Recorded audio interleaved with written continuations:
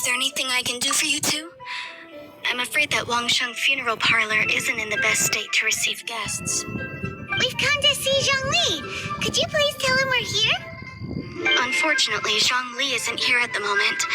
It seems he went to Northland Bank. Doesn't the Northland Bank belong to the Fatui? Last time we saw Zhoungli was before we went to the Golden House. Do you think he doesn't know about the attack on Liyue? Visiting the Fatui at a time like this could only mean more trouble. We had better go and make sure that everything is okay.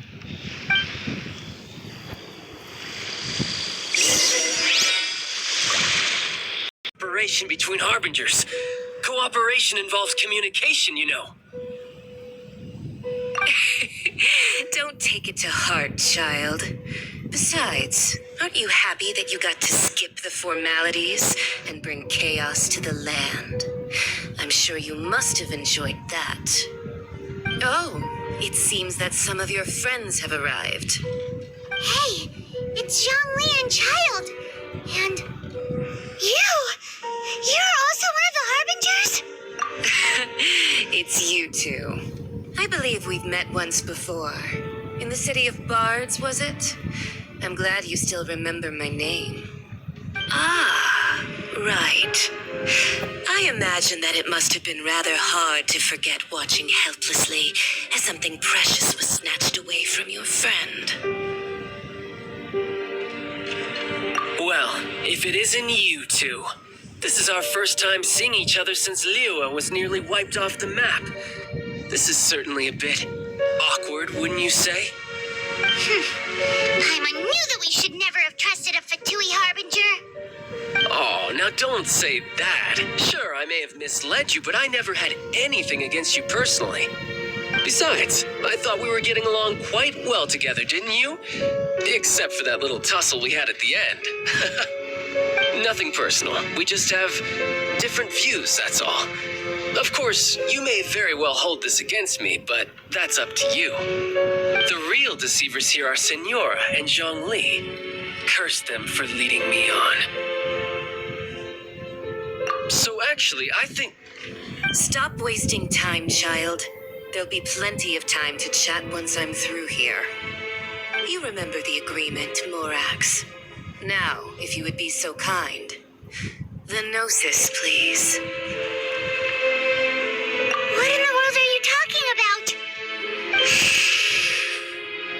The contract is fulfilled. That which thou seeketh is now bestowed unto thee. For my promise is solid as stone.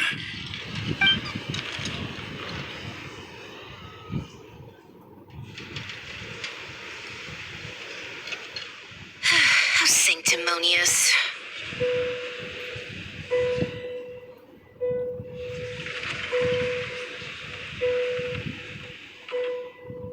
What? So you're the Lord of Chiao? No, wait. That's an exciting twist and all, but why give the Gnosis to the Fatui? I do not give it for free. I give it as agreed upon in the contract. For it is a matter solely between the Tsaritsa and I. Yeah, you don't think you went a little bit too far with that whole fake death thing? Everyone was preparing the ceremony for you and splat! This big dragon falls out of the sky and all of Lyric goes into an uproar. Talk about a disaster. Gathering all the forces that had been bubbling behind the scenes, and then stirring them together in a pot that was bound to boil over. That's what he wanted to see, am I right? Wait, what? Perhaps it's best that I explain. As you know, I've dwelt upon this world for more than 6,000 years. I witnessed the founding of Liyue, together with the Adepti 3,700 years ago. Even boulders that can withstand whirlpools will erode with the passing of time. I kept convincing myself that cracks had not begun to form, and that the end of my time had not yet come.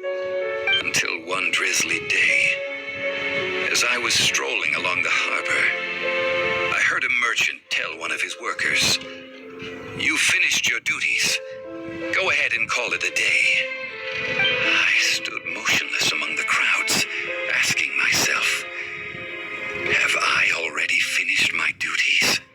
Oh, Zhoungli. But as I began to consider relinquishing my divine role, I soon discovered that many reasons still remained to not hastily depart. Was Liyue, the city I had dwelt in for so long, already prepared to enter its next age? I decided that a test was needed in order to reveal the answer.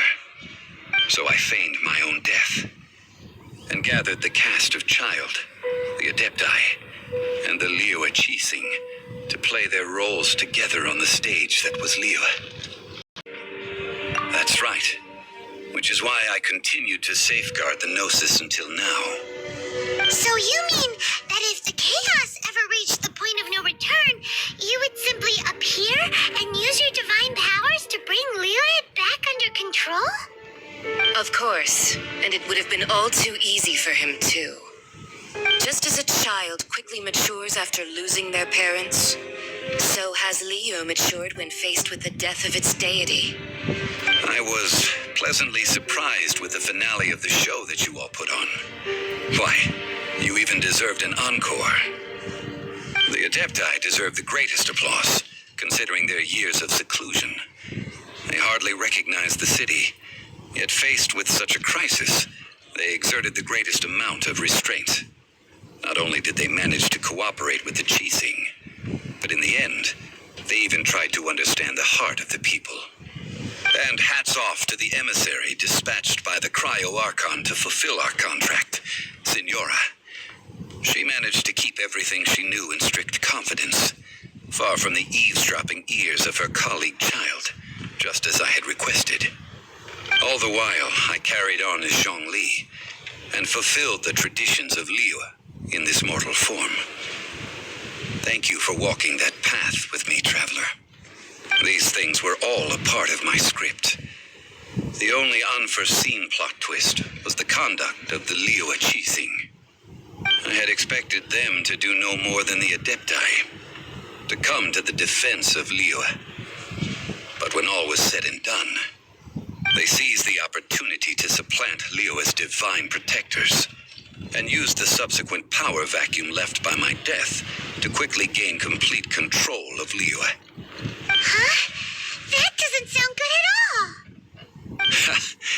all. On the contrary, I think it is excellent. I had always feared that it was too soon for them to take over from me, and it was also that which I longed for the most. As such, this is the best parting gift anyone could have given this god of old. Hey, what about me? Doesn't anyone feel the least bit of remorse for deceiving me? You've practically kept me in the dark. I think that thanks would be more appropriate. You certainly played no small part in all of this, wreaking havoc and turning the city upside down. The Lord of Geo ought to thank you for your performance, if anything. If you hadn't created the pressure of a battle between mortals, Adepti, and a god, the lump of coal resting in the hands of the Geo-Archon, Liyue, would never have been able to become a dazzling diamond of a city. Huh? Just whose side are you on, mocking me like that?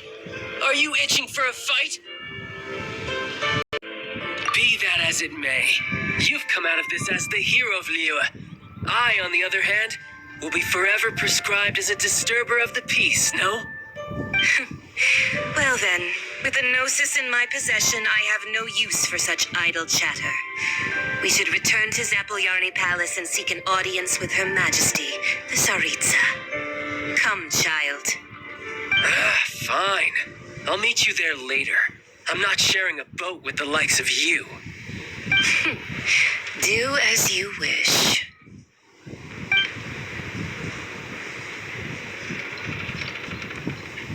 Now then, is there anything else you wish to ask me? Right! As Zhoungli always told us, a good trade is a fair trade. Paimon has no idea what could be a good trade for a Gnosis. Realistically speaking, there is no such thing. Huh? However, I am the god of contracts. For thousands of years, I have made countless contracts. If the deal was of no benefit, then I certainly would not be inclined to agree to it. My agreement with the Cryo-Archon will be the last of my contracts as the Geo-Archon. My contract to end all contracts. As for the bargaining chip that the Tsaritsa used to balance the scales, uncover that answer for yourself in your future journeys.